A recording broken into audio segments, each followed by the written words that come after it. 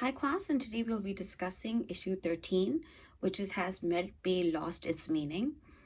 To note, in your slides posted on D2L, this might have been mistitled as Has Merit Pay Its Meaning? And the loss is missing, so just know that the topic is Has Merit Pay Lost Its Meaning? Okay, so we're going to talk about is merit pay good or bad? Should we use it or not? But in order to know whether we should use it or not, we first have to understand what is merit pay. So let's first understand what is pay, and then let's try and understand what is merit pay specifically, right? So pay, as we all know, if you've had a job at all, is a powerful tool for meeting organizations' goals. So if I have an organization and I want to have people make X thing, right? Like a widget or something. In order for them to care about the same thing I care about, which is making this thing, I need to align their goals with mine, and pay or giving them money or salary is a tool that allows me to align their motivation with my motivation. So it's a powerful tool for meeting the organization's goals. As you can imagine, pay has a huge impact on people's attitudes and behaviors about the organization, about their job. Do they like it? Do they hate it? Do they feel like they are being treated fairly or not? Do they stay in a job or do they leave a job? So you could really like a job, for example, but if you're not getting paid enough to be able to meet your needs, then you'll probably look for work elsewhere, right? On the other hand, you might really hate a job, but if it's paying you a lot and that's something that's motivating you, or you need that money at that point in your life, then maybe it'll motivate you to stay in that job. So it has a huge impact on people's attitudes and behaviors. This is not new news, right?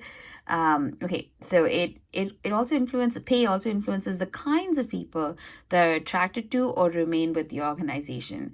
So if you are top of your field, you would probably expect to work in the top organization in your field. And in corporate America, this tends to correlate with some of the best paying organizations, right? So, for example, if you're one of the best computer programmers out there, you want to work with some of the best computer based companies out there, like Google or Facebook, right? So, how you pay people influences who applies for jobs in your company, who stays, who goes. And so some of the best programmers, for example, are attracted to places like Google and Facebook, not just for their pay, but for also all the benefits that they offer, which we're going to get into in a second. Okay, employees attach great importance to pay decisions when they evaluate their relationship with their employer. And so, if an employee is, for example, being headhunted by another firm, now one of the things that the firm would be like, hey, we'll pay you more. And whether the employee gets influenced to go to that other firm because they're getting paid more or not would depend on whether the employee feels like they are being fairly treated at their workplace. Now, this is differently than are they getting enough money to meet their needs. So, for example, I work at MSU, I make X amount of money, which, by the way, if you're ever curious about your professors and their salaries, it's a public university. All our salary information is public, so you could just Google that.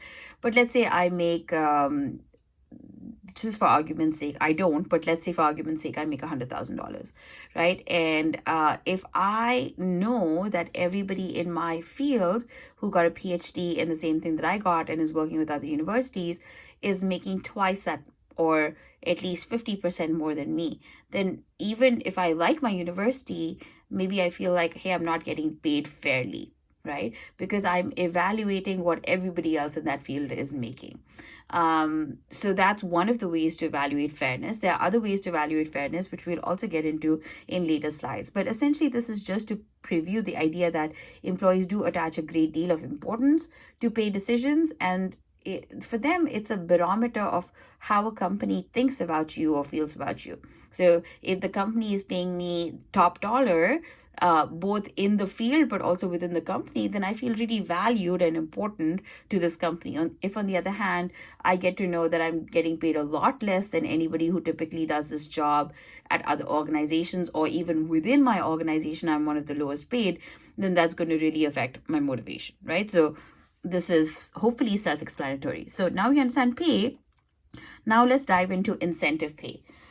Incentive pay goes over and above your regular paycheck. So if you are making $2,000 a month, incentive pay goes over and above that $2,000 a month. So it's a form of pay that is linked to an employee's performance, and it is an individual, group, or organizational level incentive. So you could have incentive pay as just for you, just as an individual, or as part of your group that you're in at work, or for the entire organization.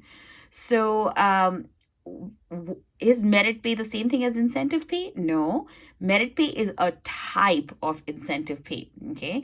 So, merit pay is a type of incentive pay, and it is incentive pay that is at the individual level. So, merit pay is not at the group or organizational level. Merit pay is only at the individual level. What is the logic behind incentive pay? The logic behind it is that is influential because the amount paid is linked to certain predefined behaviors or outcomes. So let me give you an example. Let's say you are a car mechanic and people bring in their cars and you fix their cars. And maybe if you work really hard, you can fix each car in 20 minutes. If you sort of take your own time and you're very slow on the job, then maybe it'll take you an hour, hour and a half. So in both cases, you are doing your job, which is fixing cars. And if you are a salaried employee, then you're going to make your salary no matter what. So let's say you're making $2,000 a month. You're still going to make $2,000 a month, whether you take an hour to fix a car or whether you take 20 minutes. So the organization can incentivize you to work faster and harder by giving you an individual level incentive pay. So, for example, if they say, hey, we're going to give you your $2,000 anyway, that's fine. That's your regular basic pay. But we're going to put an incentive pay system in place such that if you start fixing cars in 20 minutes or under, then for every car you fix in 20 minutes or under, you get $10. So that would be an example of incentive pay. So the pay is influential because the amount paid is linked to certain predefined behaviors or outcomes. What predefined behaviors or outcomes? The ones that the organizations care about, right? Like making you work harder and faster. So for incentive pay to motivate people to contribute to the organization's success, the pay plans must be really well designed. This makes intuitive sense. In other words, think of it this way. Going back to my example of car mechanic, if somebody said, hey, we want you to work harder and faster, and for every car you get done under 20 minutes, we're going to give you $1. Now, $1 doesn't seem like a lot, especially if you're getting paid $2,000 a month. So you're like, okay, maybe I don't care to work so hard and so fast just for $1. So for incentive pay to actually motivate me, it has to be well designed. It has to be something that I actually want, something that I feel like I could achieve, something that is aspirational, right? Like I said, merit pay is an individual incentive. Formally speaking, it is a system of linking pay increases to ratings on a performance scale. So, unlike the example that I gave you where I said, okay, you're going to get $10 an hour or a car for every car that you fix under 20 minutes, that is actually more of a bonus rather than true merit pay. True merit pay actually increases your base salary. So, if every time you earned an individual incentive called merit pay, if it was truly merit pay, then it would permanently get added to your base salary.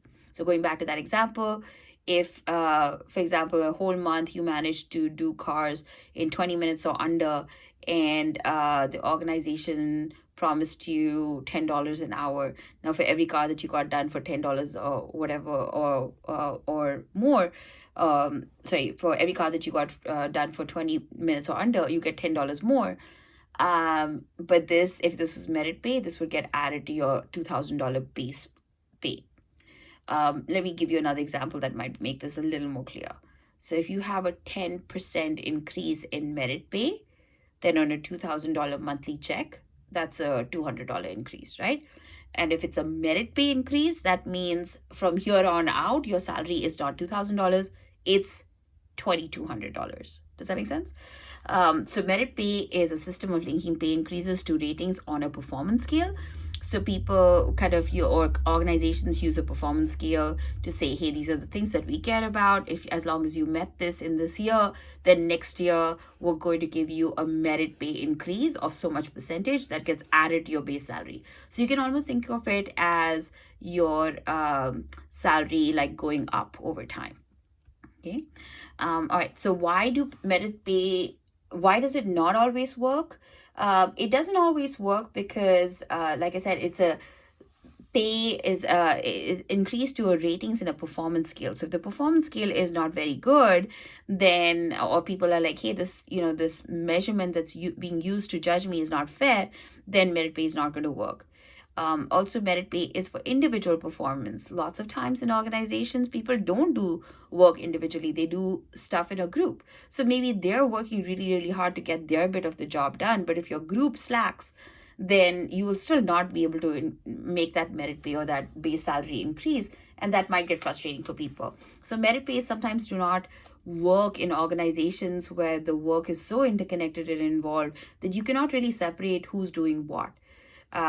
Also, they make use of a merit increase grid, which is the idea that, hey, these are, let's say there's a performance rating scale. If you did XYZ, then you get this much percentage merit pay increase. If you did ABC, you get even more. If you did, 1, 2, 3, you get even more than that. So for example, if you, going back to the car example, right? So on average, if your time to fix a car was 40 minutes or under, you get a 10% increase in your salary. If it's under 30 minutes or under, then you get a 15% increase. If it's 20 minutes or under, then you get a 20% increase. So that would be an example of a merit increase grid, which is as a grid that associates performance with a percentage that the salary is going to increase.